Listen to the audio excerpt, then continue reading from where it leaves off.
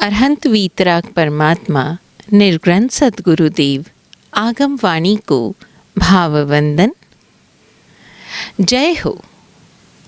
ये जीवन असंस्कृत है। Yes, this life is unpredictable.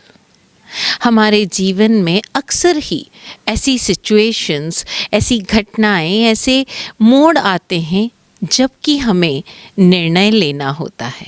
और निर्णय भी कोई सामान्य निर्णय नहीं, रोज़मर्रा के निर्णय नहीं। वो डिसीजंस ऐसे होते हैं जो लाइफ चेंजिंग होते हैं, हमारी ज़िंदगी का ट्रैक बदल के रख लेते हैं। और इसीलिए ज्ञानी गुणी जन हमें बार बार टकोरते रहते हैं कि प्रतिपल जागृत रहो, अटेंटिव रहो, अवेयर रहो, ज़रा सा भी प्रमाद ना होने पाए। क्योंकि जैसे ही हम प्रमादित हुए, बेहोश हुए और वो पल, वो क्षण हमारे हाथ से फिसल गया। अक्सर हम देखते हैं कि कई बार स्टूडेंट्स कोई एक सब्जेक्ट चूज़ कर लेते हैं, उस रास्ते में बढ़ते चले जाते हैं। ऐसा घटनाक्रम भी आता है जहां उन्हें निर्णय लेना होता है कि वो अपनी दिशा बदल दे, लेकिन या तो अपने उस सब्जेक्ट के मोह में, या घटनाओं से डर कर, या आने वाले लोगों के आने वाले किसी भय को लेकर वो कहीं न कहीं शंकित रहते हैं, डाउट में रहते हैं और न चाहते हुए भी उसी रास्ते आगे बढ़ते रहते हैं। लेकिन कहते हैं ना, जीवन किसी के लिए नहीं रुकता, ये समय किसी के लिए नहीं रुकता। और जो क्षण में हमें निर्णय लेना है, अगर वो क्षण हमने गंवा दिया, अपनी बेहोशी में हम बेहोश हो गए, अब ये बेहोशी किसी की भी हो सकती है, लेकिन अगर उस बेहोशी में हम बेहोश हो गए तो वो क्षण हमारे हाथ से निकल जाएगा और हमारी जो जीवन की दिशा है, जो मुड़कर एक बिल्कुल नए आयाम की ओर आगे बढ़ सकती थी, हम वहाँ से चूक जाएंगे। जैसा कि अभी हमने कहा कि बेहोशी किसी भी तरह की हो सकती है। वो बेहोशी हो सकती है हमारे भविष्य के सपनों की, वो बेहोशी हो सकती है कि हमें तथाकथित कुछ लोगों के बीच में अपना कोई नाम करना है या प्रतिष्ठा करनी है, या ये भय भी हो सकता है कि लोग क्या कहेंगे। लेकिन वो क्षण ही होता है जब हमें निर्णय लेना होता है। उस क्षण से हम चूके और जीवन की दिशा बदल सकती है। और अक्सर हम ऐसे कई प्रसंग पढ़ते हैं, कई महानुभावों के, कई महापुरुषों के, जिन्होंने उस एक क्षण में निर्णय लेकर अपने जीवन की दिशा बदल दी। डॉक्टर अल्फ्रेड नोबल, आप लोग सभी इस नाम से तो परिचित होंगे ही। अल्फ्रेड नोबल, जिन्होंने नोबल प्राइज़ फाउंडेशन की स्थापना की और उस फाउंडेशन के तहत आज प्रतिवर्ष विश्व भर में विज्ञान और अन्य कई क्षेत्रों में, यहाँ तक कि मानव सेवा के क्षेत्र में, मानव शांति के क्षेत्र में ऐसे पुरस्कार विश्व भर से चुनकर उन लोगों को दिए जाते हैं जिन्होंने मानवता की सेवा के लिए अपना योगदान दिया हो। विज्ञान के क्षेत्र हो, चाहे कोई भी और क्षेत्र हो, ये पुरस्कार विश्व भर में सबसे प्रतिष्ठित माने जाते हैं। तो घटना है अल्फ्रेड नोबल के जीवन की। डॉक्टर अल्फ्रेड नोबल, उन्होंने केमिस्ट्री के विषय में, यानी रसायन शास्त्र के विषय में बहुत खोजें की। वो एक बहुत ही फेमस केमिस्ट रहे, बहुत ही फेमस रिसर्चर रहे। उन्होंने अपने रिसर्च के दौरान बड़े नायाब तरह की खोजें की, जिनमें कि डायनामाइट, गैल्वेनाइट और बैलिस्टाइट, ये तीनों ही ऐसे मटेरियल्स हैं जो विस्फोटक के रूप में जाने जाते हैं। माइनिंग के क्षेत्र में, यहाँ तक कि रॉकेट प्रोपेलर्स तक में आज भी इनका उपयोग होता है। और इससे, इस खोज से, इस डिस्कवरी से उन्होंने खूब पैसा कमाया, खूब समृद्ध हुए। और उस पैसों से, जो भी उन्होंने कमाया, उससे उन्होंने एक कंपनी स्टार्ट की। कंपनी का नाम था बोफोर्स, और वो दुनिया भर में इसके लिए प्रसिद्ध हुए। उनका काम चल रहा था और कभी उन्होंने देखा भी नहीं, सोचा भी नहीं कि उनके ये जो प्रोडक्ट है, जो उन्होंने खोज की है, एक्सप्लोजिव के रूप में काम आ रहे हैं। फैक्ट्रीज़ में, माइनिंग्स में काम आ रहे थे। ज़्यादा उन्होंने सोचा नहीं, पैसा बना रहे थे, स्वस्थ थे, मस्त थे और समृद्ध थे। तो हुआ यूं कि एक बार उनके भाई उनसे मिलने के लिए आए। 1888 की ये घटना है। तो जब भाई उनसे मिलने आए तो उसी दौरान उनकी मृत्यु हो गई, उनके भाई की। दूसरे दिन सुबह जो रिपोर्टर्स थे उन्होंने ये तो नहीं जाना और ना जानने की कोशिश की कि डेथ किसकी हुई है। बस ये पता है कि मिस्टर नोबल की डेथ हुई है। अब कौन से नोबल की डेथ हुई है, डॉक्टर अल्फ्रेड नोबल की हुई है या उनके भाई की, ये उन्होंने शायद ज़्यादा डिटेल में रिसर्च नहीं की। और दूसरे दिन सुबह नींद खुलते ही डॉक्टर अल्फ्रेड नोबल ने अपनी मृत्यु के विषय में अपना ही शोक संदेश पढ़ा, और वो भी अखबार के मुख पृष्ठ पर बड़ी हेडलाइंस के साथ। और उस हेडलाइंस ने उनके जीवन की दिशा और दशा दोनों ही बदल दी। हेडलाइंस थी the merchant of death is dead, यानी मौत का सौदागर मृत्यु को प्राप्त हुआ।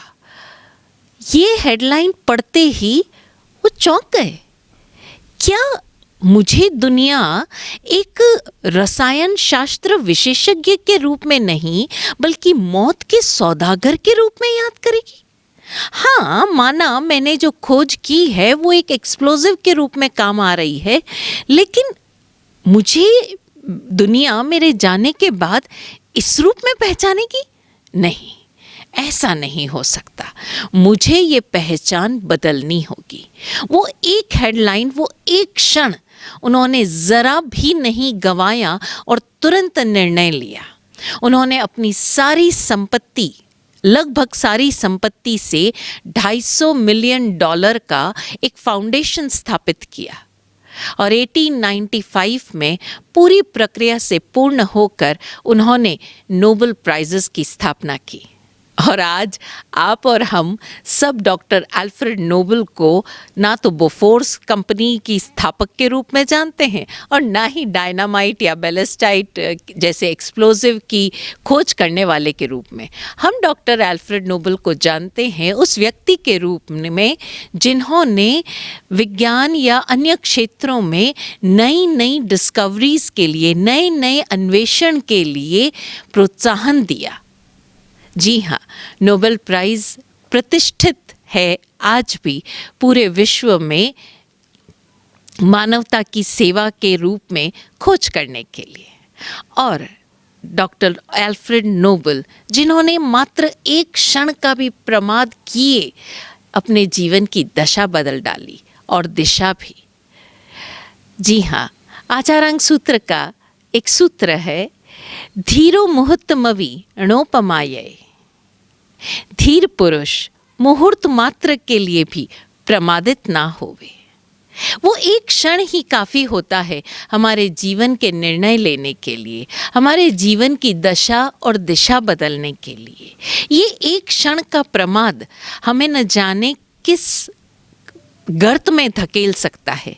वो एक क्षण का ही तो प्रमाद होता है जब कोई पहली बार नशा कर लेता है और उस नशे में उसके साथ क्या कुछ गड़बड़ हो जाता है। वो इस क्षण का ही तो प्रमाद होता है जब एक नौजवान अपने माता पिता से छुपकर कुछ ऐसा कदम उठा लेता है जो उसके जीवन को एक अलग ही अंधकारमय दिशा की ओर ले जाता है। और वो एक क्षण का प्रमाद ही होता है जो कि एक बिजनेसमैन एक डील फाइनल कर लेता है, कभी इमोशंस में आकर, कभी अपने पास्ट एक्सपीरियंसेस के दम पर।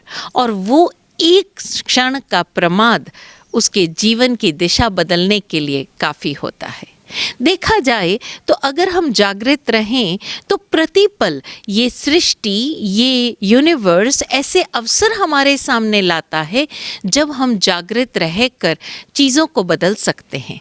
जीवन की दिशा या दशा बदलने के लिए कोई महीनों की या सालों की तैयारी नहीं लगती। वो एक क्षण ही होता है, बशर्ते हम उसमें बेहोश ना बने, हम उसमें जागृत रहें, प्रमादित ना होवें। एक बड़ा प्यारा किस्सा है जमशेदपुर की एक बड़ी फेमस प्रतिष्ठित स्टील कंपनी, उसकी वीकली मीटिंग थी। तो जो चेयरमैन थे वो सारे वर्कर्स की वीकली मीटिंग ले रहे थे, जो सप्ताह में एक बार होती है। तो किसी एक वर्कर ने शिकायत की। जब पूछा गया कि भाई आपको कोई प्रॉब्लम है, कुछ है, तो चेयरमैन के सामने एक स्टाफ वर्कर ने शिकायत की। और शिकायत क्या थी? बड़ी मामूली सी थी कि सर, जो वर्कर्स टॉयलेट है उसकी ना तो हाइजीन यानी रख रखाव, जो साफ सफाई है वो, और ना ही क्वालिटी, दोनों ही बहुत बेकार है, बहुत घटिया है, अच्छी नहीं है, और इससे वर्कर्स के स्वास्थ्य पर असर पड़ता है। जबकि जो एग्जीक्यूटिव्स का टॉयलेट है, वॉशरूम है, वो बिल्कुल क्लीन है, वहाँ ऐसी कोई परेशानी नहीं है। अब देखा जाए तो बड़ी छोटी सी बात थी, है ना? लेकिन वर्कर्स ने अगर उस पॉइंट को उठाया है, इसका अर्थ ये हुआ कि कहीं न कहीं ये बात वर्कर्स को तकलीफ दे रही है, और चूंकि वर्कर्स को ये बात तकलीफ दे रही है, उनको चुभ रही है, तो उनके काम करने पर भी असर पड़ेगा। और वो जो फैक्ट्री है, वो जो काम करने की जगह है, वहाँ उसके प्रति जो निष्ठा है उनकी, उसमें भी 100% ज़रा सा ही सही फ़र्क तो पड़ेगा। चेयरमैन ने इस बात को हल्के से नहीं लिया। हमें हो सकता है आप और हम कहें भाई टॉयलेट ही तो है, ऐसा क्या है, क्या फ़र्क पड़ता है, लेकिन चेयरमैन ने इस बात को हल्के में नहीं लिया। चेयरमैन ने तुरंत वहाँ का जो टॉप एग्जीक्यूटिव था उसे बुलाया और ये समस्या सामने रखी कि भाई, इस समस्या का समाधान कितने दिन में कर सकते हो? तो टॉप एग्जीक्यूटिव ने कहा, सर 1 महीना लग जाएगा। चेयरमैन ने टॉप एग्जीक्यूटिव के चेहरे की तरफ देखा और बोला, अच्छा 1 महीना लग जाएगा? ओके, एक काम करो, तुम कारपेंटर को मेरे पास भेजो, मैं इस काम को 1 ही दिन में कर दूंगा। बॉस है, चेयरमैन ने कह दिया है तो टॉप एग्जीक्यूटिव मना कैसे करता? ठीक है जी, कारपेंटर आ गया। चेयरमैन ने सिर्फ एक आदेश दिया उस कारपेंटर को कि भैया एक काम करो, दोनों जो वॉशरूम्स है उनके जो साइन बोर्ड्स हैं वो बदल दो।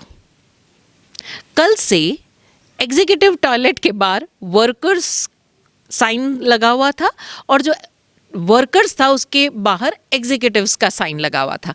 और कारपेंटर को ये हिदायत दी, सख्त हिदायत, कि हर 15 दिन में तुम ये बदल देना। 3 दिन के अंदर दोनों ही टॉयलेट्स की जो रख रखाव और हाइजीन एंड क्लेanलीनेस था वो टॉप हो चुका था, वो क्लियर हो चुका था और कहीं कोई शिकायत नहीं थी। तो हम समझ सकते हैं कि समस्याएं हो, चाहे मौके हो, चाहे अवसर हो, ये हम सबके जीवन में प्रतिपल आते रहते हैं। लेकिन अगर हम ज़रा भी प्रमादित ना हो और उस क्षण में उपस्थित रहें तो उस समस्या का समाधान तुरंत हो सकता है। उस अवसर की हमारे जीवन में क्या उपयोगिता है, क्या उपादेयता है, ये हम उस क्षण मात्र में पता लगा सकते हैं। और ऐसे ही आप देखिए ना, जितने भी महापुरुष हुए, जो भी वैज्ञानिक खोज हुई, वो सारी खोज, उस खोज का जो प्रक्रिया थी, नो डाउट उस एक्सपेरिमेंट्स में शायद बरसों लगे होंगे, लेकिन वो जो हाइपोथेसिस बना, वो जो एक नियम बना, उसमें मात्र वो क्षण लगा। और उस क्षण में अगर वो वैज्ञानिक जागृत रहा तो आज हम सब जानते हैं न्यूटन के लॉ के बारे में, ग्रेविटेशन लॉ। उसने एक एप्पल को गिरते हुए देखा और उसने ये नियम दिया। क्या इससे पहले एप्पल्स नहीं गिरे थे? गिरे थे, लेकिन उस क्षण में न्यूटन मौजूद थे, संपूर्ण रूप से उपस्थित थे और इसीलिए वो उस एप्पल को गिरते हुए देख पाए और उस गिरते हुए एप्पल को देखकर उनके भीतर से लॉ ऑफ ग्रेविटेशन फूटा। और भी कई एग्जाम्पल्स हैं जिसमें हम ये जान सकते हैं। तो कहने का तात्पर्य मात्र इतना है कि यदि हम वाकई जीवन में सफल होना चाहते हैं तो हम इस सूत्र को याद रखें कि धीर पुरुष संबोधन दिया गया है। यानी सबसे पहले हम अपने भीतर की उस उतावल को छोड़कर धीरता यानी धैर्यता, पेशेंस को अपने जीवन में प्रैक्टिस करें और धीर पुरुष क्षण मात्र के लिए भी प्रमादित ना होवे। एक दिन या एक घंटे की बात नहीं की गई, कहा गया क्षण मात्र के लिए भी। और ये क्षण मात्र की देरी आप देखिए, क्षण मात्र में दूध उफन सकता है, क्षण मात्र में 2 ट्रेन्स आपस में भिड़ सकती है, क्षण मात्र में 2 एयरप्लेन्स आपस में क्रैश हो सकते हैं, क्षण मात्र में सब कुछ बदल सकता है। ये क्षण ही ऐसा है। हमें याद है हम जब क्लास 11th में थे और केमिस्ट्री प्रैक्टिकल कर रहे थे, तो सबसे पहला जो हमारा प्रैक्टिकल होता था वो टाइट्रेशन का होता था, उसको टाइट्रेशन कहा जाता था। और हमें एक बहुत लंबा वो ब्यूरेट दिया जाता था जिसमें एक सॉल्यूशन होता था और एक बीकर जिसमें एक दूसरा सॉल्यूशन होता था जो कलर्ड होता था। और हमें कहा गया, हमारी टीचर ने हमको समझाया कि वो जो लंबा सा पाइप है, जो ब्यूरेट है, उसमें से सॉल्यूशन उस बीकर में डाला जाए और वो क्षण जब उस बीकर का वो एक बूंद, जब उस बीकर का कलर चेंज हो जाए, उस लिक्विड का कलर चेंज हो जाए, वो तुम्हें मार्क करना है, वो अमाउंट तुम्हें मार्क करना है। और वो अमाउंट तुमने मार्क किया तो तुम्हारा प्रैक्टिकल सही। उस एक प्रैक्टिकल ने हमें बिल्कुल कंसंट्रेट करना सिखाया, फोकस करना सिखाया, क्योंकि एक क्षण के लिए भी हमने इधर या उधर देखकर वो लिक्विड डालते गए, पता चला प्रैक्टिकल रॉन्ग। हमारे जो मार्क्स है प्रैक्टिकल में 0। क्यों? क्योंकि हमने सही मात्रा का ध्यान नहीं दिया। प्रतिपल उसमें जागृत रहना, हर बूंद के साथ ये देखना है कि उसका कलर चेंज हो रहा है कि नहीं। कहने को बड़ा छोटा सा प्रैक्टिकल है, लेकिन ये एक प्रैक्टिकल हमें जीवन जीने की एक बहुत अहम घटना, जीवन जीने के लिए एक बहुत अहम सूत्र प्रदान कर सकता है। और ये छोटे छोटे सूत्र ही हैं जो हमें प्रतिपल जीवन बदलने के लिए प्रेरणा देते हैं। जीवन कोई बड़ी बड़ी घटनाओं से या बड़ी बड़ी फिलॉसफी से नहीं बदलता, जीवन बदलता है छोटे छोटे सूत्रों से। तो इस एक छोटे से सूत्र को हम अपने जीवन में अप्लाई करें और हमेशा की तरह मैं यही कहूँगी, एक्सपेरिमेंट करें और एक्सपीरियंस करें। ये एक्सपीरियंस आपके जीवन को क्या दिशा देगा, आप हमें बताते रहें। आज के लिए इतना ही। ओम शांति।